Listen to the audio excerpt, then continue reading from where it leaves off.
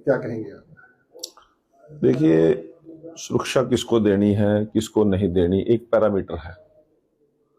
सुरक्षा विधायक को देनी है, सांसद को देनी है, राज्यसभा सांसद को देनी है, मिनिस्टर को देनी है, मुख्यमंत्री जी को देनी है, गवर्नर साहब को देनी है। अब दिग्विजय चौटाला और उसका परिवार जो खाम खाम सरकार के गनर को सिर्फ इसलिए ले रहे थे कि हम दुनिया में टोर बना सकें, ना वो विधायक है, ना वो सांसद है, ना वो राज्यसभा सांसद है। अब 90 में से लगभग उनकी 82-83 जगह तो जमानत जब्त हो रही है। खुद जो उनकी पार्टी के जो सुप्रीमो बोलते हैं, इसको आया है, सीएम आया, दुष्यंत चौटाला 6000 से ज्यादा वोट नहीं ले सका। यही दिग्विजय चौटाला की हालत है। और जो जो उनके कैंडिडेट लड़े हैं, क्या स्थिति है, वो किस आधार पर सुरक्षा मांग रहे हैं, क्या मांग रहे हैं, और यदि सुरक्षा लेनी है, कोई उनको ऐसा खतरा है जान का, तो वो सरकार से अपील करे ना। आप उनको पेमेंट दे गनमैन को, उनको सुरक्षा देनी है तो वो हमारे पैरामीटर्स तय करेंगे कि वो सुरक्षा की उनको जरूरत है या नहीं है। और सुरक्षा की जरूरत तो सामान्य आदमी को तो नहीं है। जब इन लोगों के राजपाट थे, जब तो उन्होंने IAS IPS को भी नहीं बख्शा, थाने में गिर गिर के जूते मारते थे। कोई छुपी बात नहीं, सारी दुनिया देख रही है कि जब गरीब लोगों पर जुल्म ज्यादती करते थे, चरण सिंह सोरेवाला जी के साथ क्या किया इन्होंने, विनोद मडिया जी के साथ क्या किया जब चौटाला की गवर्नमेंट थी। इसी प्रकार से जो जो इनके विरोधी लोग थे, उनकी क्या क्या दुर्गति करी इन लोगों ने, वो समय तो भूल गए। आज तो सरकार का किसी प्रकार का इसका प्रताड़ित और उत्पीड़न कोई है नहीं जो इन्होंने जुल्म जाते लोगों पे की है। जिस प्रकार से लोगों को इन्होंने अपमानित किया, लोग आज उसका बदला मांग रहे हैं। वोट के लिहाज से मांगेंगे, और यदि कोई और बात होगी तो और भी मांगेंगे। किसी की भी ये कहते हैं जी कौन होता है DGP, अरे एक सरकार के कायदे कानून है। आप लोग कितनी कितनी बारी सत्ता में रहे हो, जिम्मेवार विपक्ष के नेता हो, और जिम्मेवारी से आपकी कोई बात होनी चाहिए। किसी को बात कोई मुंह फाड़ के कुछ भी कह देना और किसी का भी अपमानित कर देना, कोई आप लोगों को लाइसेंस मिल गया क्या? जब भी बोलते हैं हर एक आदमी को अपमानित करने की बात करते हैं। आप घर में भी लड़ते हो, बाहर भी लड़ते हो, ये कोई राजनीति के लोगों की काम है क्या? आप बोलोगे, जब भी आपके मुंह से आगे निकले किसी के प्रति सम्मान का शब्द निकलना ही नहीं। आप लोगों को तो सम्मान का पता ही नहीं है। जितने जितने स्वर्गीय आदरणीय ओम प्रकाश चौटाला जी को भी आप लोगों ने नहीं बख्शा। आज उसकी फोटो उठाए लगाने की कोशिश कर रहे हैं। उधर दूसरी तरफ कोई आपके परिवार को लाइसेंस थोड़ी मिल गया। मुख्यमंत्री का परिवार तो भजनलाल जी का भी है, वो तो कभी किसी को अपमानित नहीं करते। बंसीलाल जी का परिवार भी है, वो तो किसी को अपमानित नहीं करते। राव इंद्रजीत सिंह का परिवार है, वो तो किसी को अपमानित नहीं करते। राजनीतिक बात हो सकती है, राजनीतिक विचारों की लड़ाई हो सकती है। दीपेंद्र हुड्डा भी सांसद भी है, पूर्व मुख्यमंत्री का बेटा भी है, वो तो कभी किसी के साथ में कभी लूज टाक नहीं करता। 10 बारी दुख सुख में ब्याह शादियां मिलने का मौका मिला दीपेंद्र को, वो अपने से बड़ों को अंकल जी कह के बोलते हैं। ऐसे लोगों से कुछ सीखो ना। यदि राजनीति में आगे बढ़ना है, गला फाड़ के किसी को भी अपमानित कर दोगे आप। कोई आप लोगों को लाइसेंस मिल गया क्या?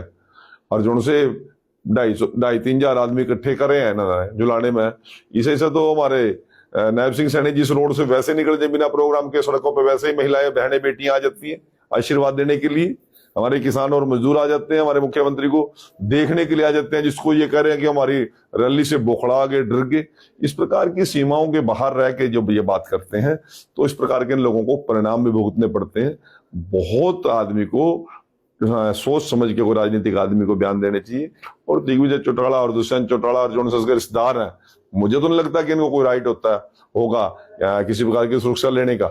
और यदि सुरक्षा की समीक्षा की है, DGP ने की है, हरियाणा पुलिस ने की है, तो उन कायदे कानूनों को सभी को मानना पड़ेगा। तो इस वजह से आप देखा कि कांग्रेस लगातार है कि वोट चोरी का ही राग लाप रही है, क्या मिलने वाला है इससे? देखिए, मैं आपके माध्यम से एक बात कहना चाहता हूँ। वोट चोरी का आरोप लगा रहे हैं। आपके पास पर्स है तभी तो चोरी होगा, किसी के पास पेन है तभी तो चोरी होगा। अब कांग्रेस के पल्ला सौदा ही कुछ नहीं है। वोट कौन सी वोट की चोरी बात कर रही है? कहाँ उन्होंने उसमें लॉकर में रख रखी थी वोटा जो इनकी चोरी होगी? अरे 5 में से 5 सीट तुम लोकसभा की जीत रहे हो, 37 तुम विधानसभा की जीत रहे हो, वोट चोरी होगी। वोट चोरी होगी जहां भी आप लोग आ रहे हो, कम मार्जिन से आ रहे हो, मान लो मुकाबले में आ रहे हो, तो कौन सी वोट चोरी कर ली? और यदि वोट चोरी कर ली तो मैं तो कांग्रेस को चैलेंज करता हूँ, 5 के 5 हरियाणा के सांसदों के रिजाइन दिलाए और अपने 37 विधायकों को रिजाइन दिलाए। दोबारा देख ले, जब वोट ठीक हो जाए तब आकर चुनाव लड़ लियो। किसने रोक रखा है? ये बिना वजह अपना गला फाड़ फाड़ के। शायद आज एक नेता कांग्रेस का भी यहाँ पर कोई मीटिंग कर रहा था और वो कहते हैं कि अनुशासन समिति का बना रखा, वो खुद अनुशासन भंग करने का उसका अपना रिकॉर्ड है। कांग्रेस पार्टी को कितनी बारी अलविदा किया, कितनी बारी कांग्रेस में आया, अब उनका अपना तो मामला सारा बिगड़ा पड़ा। कोई किसी को देख के राजी नहीं है, किसी के ऊपर सम्मान करके राजी नहीं। शैलजा जी को जिस प्रकार से अपमानित किया, अनुसूचित जाति समाज में नहीं, पूरे हरियाणा के अंदर लोगों के अंदर एक रोष था। इस प्रकार से रणदीप सिंह सुरजेवाला को एक विधानसभा फ्रिज किया इन लोगों ने, उसका भी रोष था लोगों में। कैप्टन अभय सिंह यादव 7 बार के विधायक, उसका भी रोष था। कुलदीप बिश्नोई ने कांग्रेस पार्टी छोड़ दी, नवीन जिंदल जी ने कांग्रेस पार्टी छोड़ दी, इसी प्रकार से किरण चौधरी और श्रुति चौधरी ने कांग्रेस पार्टी छोड़ दी। तब तो इन लोगों को इस बात का, और संपत सिंह ने साफ साफ बता दिया कि एक आदमी का अपमान और घमंड था। और वोट चोरी किसने कर ली? सारा देश का, दुनिया का इंडी गठबंधन इकट्ठा हो गया, 100 भी कांग्रेस की सीटें नहीं आई, और अब वो सोच रहे हैं कि कांग्रेस कोई सरकार बना लेगी, कोई सपने ले रहे हैं। दिल्ली के अंदर इनके शीर्ष नेतृत्व के नाक के नीचे मेंबर पार्लियामेंट की 3 प्लान से कोई सीट नहीं आ रही, विधायक की कोई सीट भी नहीं, 0 पे लगातार आउट हो रहे। ये स्थिति गुजरात में है, ये स्थिति मध्य प्रदेश में है, ये स्थिति इनकी उत्तर प्रदेश के अंदर है, और अब बिहार वाले तो बिल्कुल ही चांद कड़ा चढ़ा दिया, 2.5 के अंक भी बन रहे। तो कांग्रेस अपनी जेब बिठाने के लिए और अपना मजाक उड़ाने के लिए 14 तारीख को वोट चोर गद्दी छोड़, फिर दोबारा राहुल क्यों नहीं गया बिहार के अंदर? लोगों ने मुंह लगाया। अपने आप तो को कहते हैं जहां जहां पड़े पैर संतन के वहीं पे बंटादार, अपना तो सत्यानाश करना था, गला तेजस्वी वाला भी निबेड़ा है बेचारा। Thank you. तो एक छोटा सा, इस बार 2023 में कॉमनवेल्थ की मेजबानी करने का मौका मिल रहा है आपको? बिल्कुल, हमारी पूरी तैयारियां हैं, और हरियाणा के खिलाड़ी उसके अंदर बढ़ चढ़ कर हिस्सा लेंगे।